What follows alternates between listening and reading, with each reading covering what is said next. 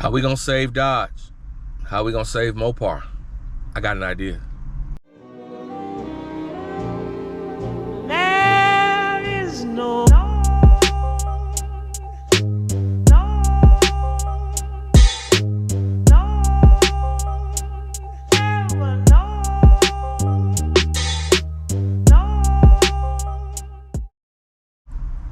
Welcome back to the channel, M-Cube Network. This is the Wilhemi Show.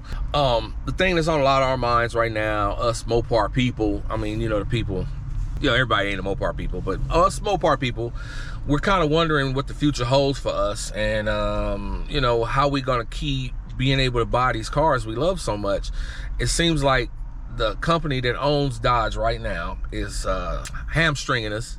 They're trying to get rid of us. Carlos Tavares, he don't seem to care about Dodge people like that. And Tim Kuniskis is gone. They put in a dude who is a friend to China. Who knows what they got planned for this company. But there is a plan. There is a thing that could happen that could bring it all back. I mean, all back. A couple things got to happen. First of all, a lot of stuff got to change at Washington, D.C. Hopefully November, that'll happen. And it'll be a much less hostile place to the automotive industry and to the oil industry and to every industry that's not, every industry that's makes our lives better pretty much has an enemy in Washington, D.C. right now. I can take someone like Tim Kuniskis, like Ralph Giles from the pretty much now defunct FCA. Those guys could do what is called a leverage buyout and essentially arrest FCA. Or maybe not the F part. Chrysler automobiles will keep that. F part, well, whatever. Fiat part, But maybe they could make an offer. The company seems to be in a position to be bought right now. Stock's down. The value is down. Laid off a bunch of people already. I mean, the place is being hollowed out. So this will be a pretty good time to make an attractive offer. Now, how do you do a leverage buyout? Well, there was a movie that came along in 1980. Jeez. I think it was 86. I'm not sure. I have to look it up. But the movie's called The Barbarians at the Gate. This was a movie. It was like a kind of a comedy drama about the takeover of RJR Nabisco. Now, Nabisco was in a similar situation as Chrysler is in right now, except for they were buying the whole corporation, not just the cookie part, not just the cigarettes. Okay, so in that way it was different, but they had a new thing they were working on that was supposed to drop and revitalize the company, and it didn't happen. That new thing was no good, kind of like the EVs are. And so the CEO, the acting CEO, F. Ross Johnson, ended up putting together financing and making a bid to buy out RJR Nabisco and turn it from being public into being a private corporation again. So what he had to do was get some bankers and some lawyers together, look at the company, how it ran, and then make an offer on that company based on its highest stock price ever. You do that, you come to the board, the whole board of Nabisco, and he went in there and said, look, I want to buy the company back from you guys. We're going to take it from being stocks and bonds company to being a private enterprise. I'm going to own it. I've got a lot of people with a lot of money behind me, and we're going to pay you, $75 a share. I mean, the most it ever was like 68 or something like that, right? So $75 a share, that makes everybody rich. Everybody's happy. This guy, F. Ross Johnson, was the CEO, acting CEO of the company when he made this offer. And therefore, he knew how to run the place. Therefore, his financiers were cool with letting him run it, continue to run it as it was. Tim Kuniskis is gone. He has retired, although they don't take place till next month. So, I mean, technically, he's still there. He's gonna retire, right? So, he could make a bid, put some shit together. It only takes a few days, and you got to do it quietly and quick, because if you find out, or if you let it out, that you're trying to buy the company and that the board is entertaining offers, you're gonna have also new bids come in. You're gonna have people coming from everywhere making a bid for this place. So you kind of want to do it quick and short and hope that they don't put the blood in the water, so to speak. But anyway, this movie was called Barbarians at the Gate. It was a great movie starring James Garner. One of my favorite actors, man. That's Jim Rockford. You know what I'm saying? So us older people, you know, we kind of, you know, we remember the Firebird and all of that. That was my man. But this movie really broke it down really well. It was excellent. It's a good watch. And actually, I got a couple scenes from the movie I got to share with you, and it'll break down everything I'm trying to say. And just take a look. And it's also quite entertaining. I was busting up through the whole thing, man. These guys, oh man, it was so funny. It was a really good flick. But anyway, check out these scenes real quick, and we'll come back. People still think of us as only a tobacco company. They're so scared we're going to get sued out of existence. It just murders us. There is a cure for that. Oh, that LBO stuff's way over my head, Henry. I just can't follow it. You don't have to. Bankers and lawyers work it all out. Well, all I want from bankers is a new calendar every year, and all I care about lawyers is they're back in their coffins before the sun comes up. Everyone benefits when management takes over. It's simply a question of arriving at an attractive price to pay your stockholders to buy out their shares. I'd work with you the same way we did with Don. Some of the money we borrow.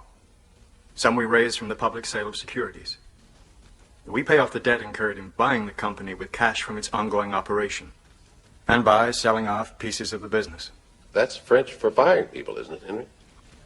As few as possible, of course. Why don't I have some of my people take a look at your numbers? Get an idea of the value of the company. Something to base a bid on. Well, tell me one thing. If we did do this thing together, who would be in charge? Who would run the business? How does that work? Ask Don. I run my company. Henry and his cousin George are the majority owners, but they maintain a total hands-off policy. What's the catch? The catch is we like people who know what they're doing. Doing it for us. We think you're one of those people, Ross. I like smoke, damn it.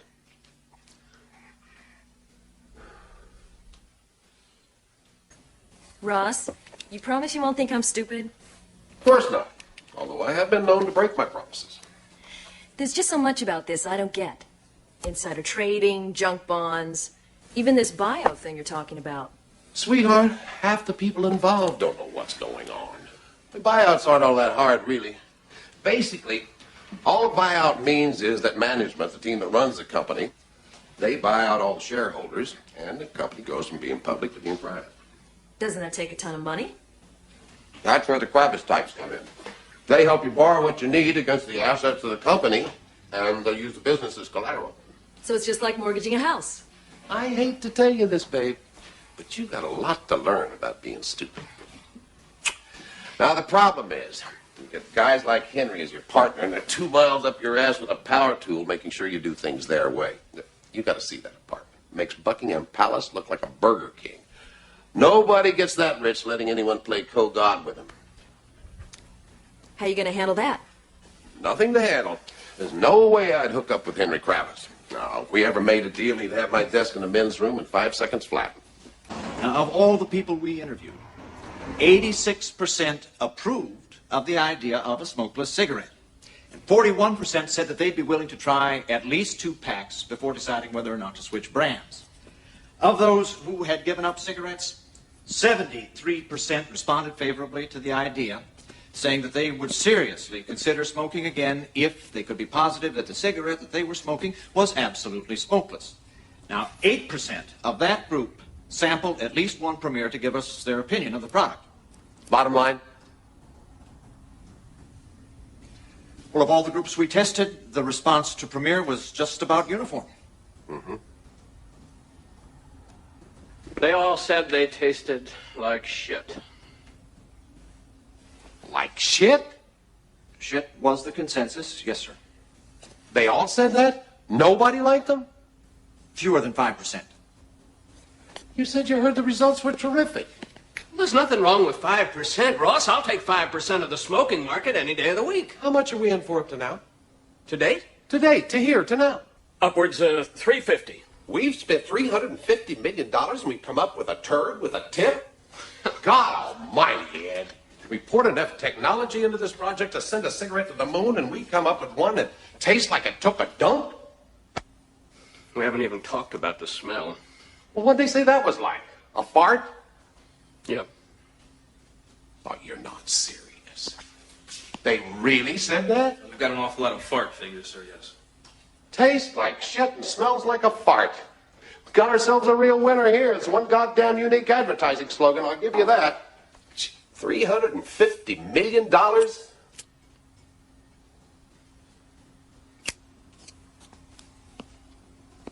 What the hell's wrong with that? I don't smell anything. That's not the way to find out, sir. You see, if you light a Premier with a match instead of a lighter, the sulfur reacts badly with the carbon in the tip. Do we have to have the carbon? Well, that's what makes it smokeless. Well, how do we get it shitless? But that's hard to say. I mean, give it enough time. We don't have any time. We've announced they're coming out this year. You insisted on it. Because you did. Because you said they'd be ready. Well, they are ready. They just need a few adjustments. Almighty Ed, I don't have to tell you what's writing on these goddamn things. And what the hell's wrong with a draw? You need an extra set of lungs just to take a drag. It is a little difficult. A little difficult. It's what we call the hernia effect. Is that what we call it? Well, there's another great billboard for you. What do? We give away a truss with every pack? Warning, this cigarette can tear your balls off. But they're not so bad. Stop jerking off, Ed. Who the hell would sneak into a John to smoke one of these? Wherever you light one up, you're in the shit house. And I'm beginning to get the same feeling myself. I told you it was cool. But anyway, the movie did a real good job of breaking everything down, showing you how it works, and taking you through the whole process. And it's really hairy and ugly. And it's really only for people in that position. Now, true, anybody could do this. If you out there got a couple of bucks, you know, got a name for yourself as running things as a CEO, if you got a successful company, technically anybody could make a bid for Chrysler and run in there and try to buy it. Now, I don't know what Stellantis is, if they got it for sale or not. I mean, you would have to make the offer so attractive that they'd be willing to dump it. Now, I hear they love the Jeep brand, and they think they can make money with that, so that might be the thing that would cost you. Now, Jeep is in a horrible shape right now also because their trucks, all the new trucks are trashed, and they're all being bought back. They're all in the dealership constantly. Nobody's having any success with anything new from Jeep. And they can't sell them. There's 50 million of them sitting on the lots. Now, I love the way these trucks look. I wish we could do something with them, but I won't touch one. Because like I said, I ain't messing with no brand new cars. And this is one perfect example of a brand new car that I would never mess with. But Jeep will be the problem. Chrysler has no vehicles whatsoever. So, I mean, it'll be easy to buy the Chrysler name, I would imagine. But it could be done, and you get a CEO that is about that life. We could bring this thing right back. I mean, we could develop the Gen 4 Hemi, which should not be a problem. I mean, the Coyote motor just came back and did its thing.